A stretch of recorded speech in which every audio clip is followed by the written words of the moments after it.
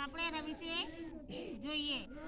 એક બતકી એક સુરક્ષિત જગ્યાએ પર 4 ઈંડા મૂક્યા. બતકી એટલે બતકની પત્ની, બરાબર. એણે કેટલા ઈંડા મૂકેલા? 4. તે ઈંડા પર બેસતી અને બચ્ચા બહાર આવવાની રાહ જોતી. આપણે ઘેર જઈએ ને, મરઘી હોય એ પોતાના ઈંડા ઉપર બેસે, ગરમી આપો, પછી અંદરથી બચ્ચું આવે. એમાં બતક પણ પોતાના બચ્ચો પર બેસી અને બચ્ચો બહાર આવે એની રાહ જોતી હતી.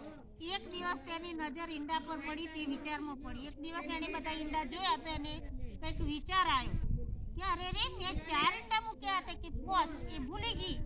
એને કેટલા ઈંડા મૂકેલા એ ભૂલી ગઈ કે 4 હતા કે 5. ના 5 હતો. કેટલો હતો?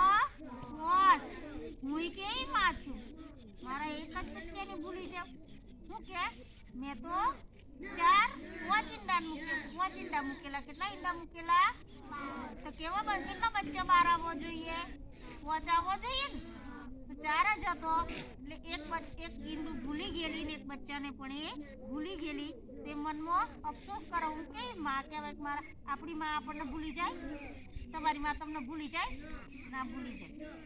તે 5 ઈંડાને સેવવા લાગી. સેવવા એટલે ઉપર બેસીને ગરમી આપવી, એક પ્રકારની ગરમી આપવી. આખરે ખુશીનો દિવસ આવી ગયો. એક ઈંડું સેજ સળવળી, તેમાંથી ધીમો અવાજ સંભળાયો.